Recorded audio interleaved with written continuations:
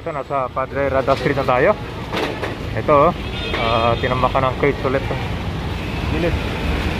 Ito, kakarga ito ngayon. Ito, meron pa nga natutulog dito. Ito, papasok na nila mga parinda dito. Nilalagyan pa rin ng lock. Ito yan, lampas to. Kakarga na itong mga crates, yung mga gulay. Ito, may nasampulan dito, lampas sa bangkito.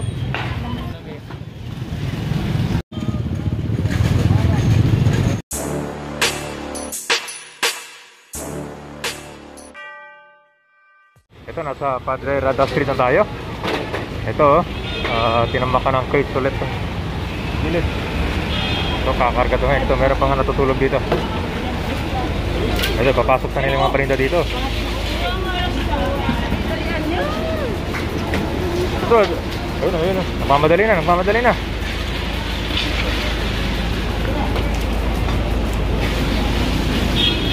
Ito, ginagawa nilang tambakan dito sa area, guys. Okay, kakarga na to. Ito, inaalis na rin nila. Ito, naabutan na.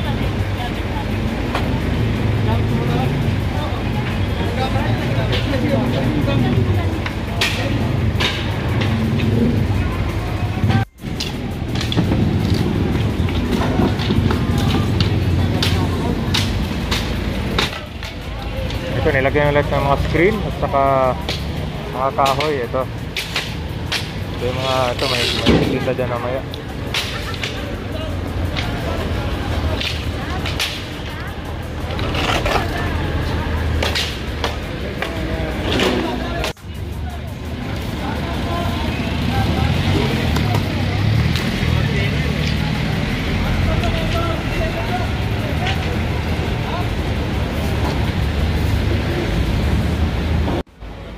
So ito, inaalis na yung mga screen.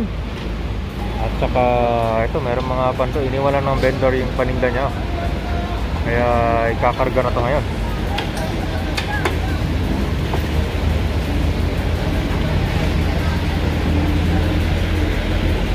So ayan, ito ikakarga na ito. Yung laman niya, mga face shield, face mask. At ayan, iniiwanan kasi nila dyan. Nilalagyan pa rin ng lock. So yan po, bawal ang lagayan ng mga parinda. Ito, meron pa siyang extension wire para pang lagay ng ilaw.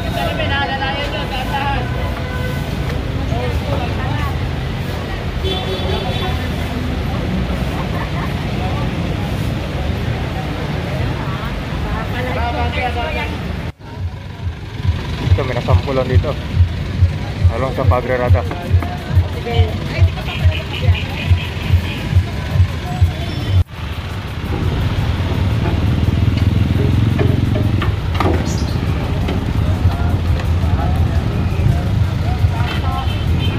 Ito guys, sinayos na itong wire dito. Yung spaghetti wire sa simento na nahulog na siya. Sobrang tagal lang nakasabit niya sa taas.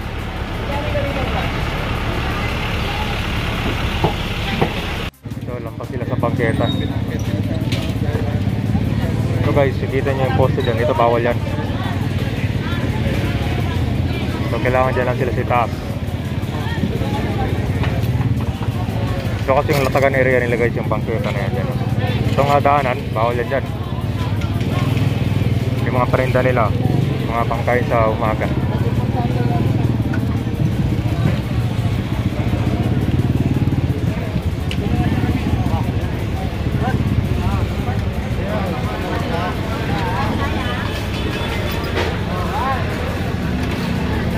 Itong Padre Rada Street kasi guys, itong bar na yun dyan, sidewalk, pwede sila maglatag na. Ang bawal dito sa may daanan, pasada.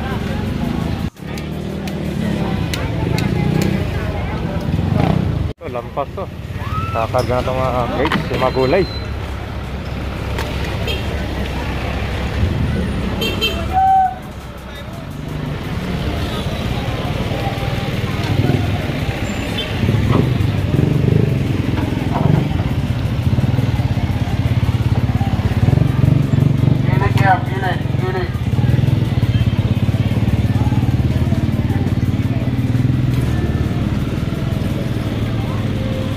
Ito yung mga lampas guys, yung mga styro yan. Ito, daanan yan dyan na. Ayo, bandi saja.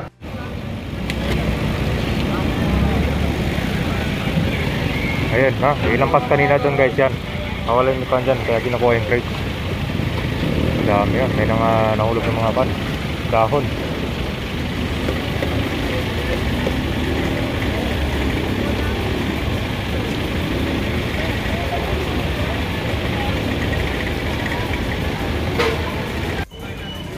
Ialas niyo muna to.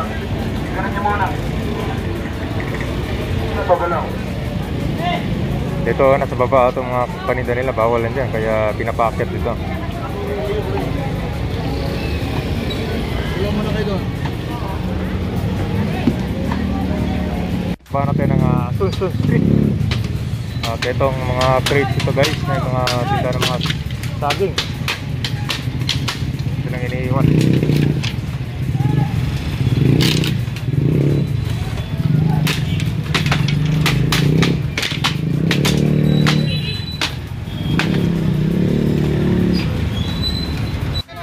May nasampulan dito, lampas sa bangketo.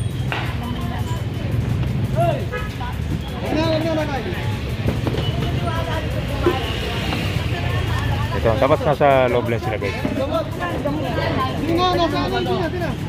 Ito, kakagaro na yan, lampas. Ay, hindi pa magsikiro, santay nyo pa kami kumilos eh. Ayun, nasa ka kayo. Obstruction na lang At yung mga paninda kabayan, nasa loob lang, no? Kasi ito ginagawa nilang bodega dito sa daanan. Sa may Sunsun Street na tayo.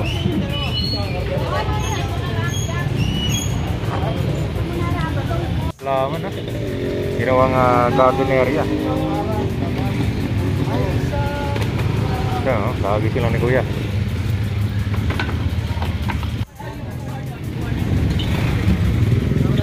Ito, ginawang ano ba to? Harang dito sa daanan, bawal yan.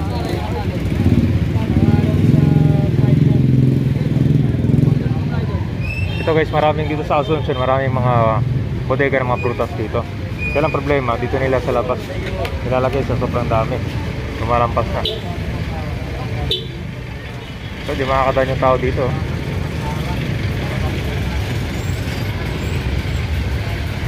Bodega ng mga Nasarap Street at Pomelo. Yan.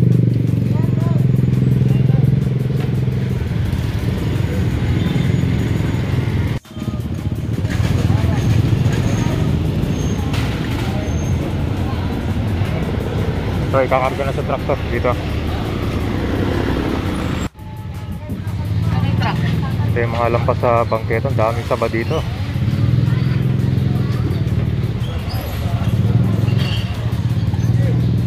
Madali nilang ipapasok ito ngayon para hindi mabawasan. Itong kariton ng lampas. Kakarga na ito ngayon. Sa Lakandula guys, ang daming mukhang dito, mga buko juice.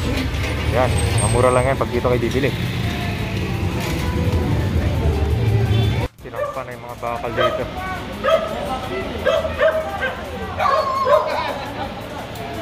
Kababa tayo ng Herrera Street guys. Yan. So itong lugar na to ay malapit sa may Juan Luna Street. Yan, pag diniretso. So dito iniiwanan nila ng mga screen. Yan, usually yan yung ginagamit nila pang tinda guys. So ito iniwanan nila sa kanan. Ito pinapalis yung vendor dito.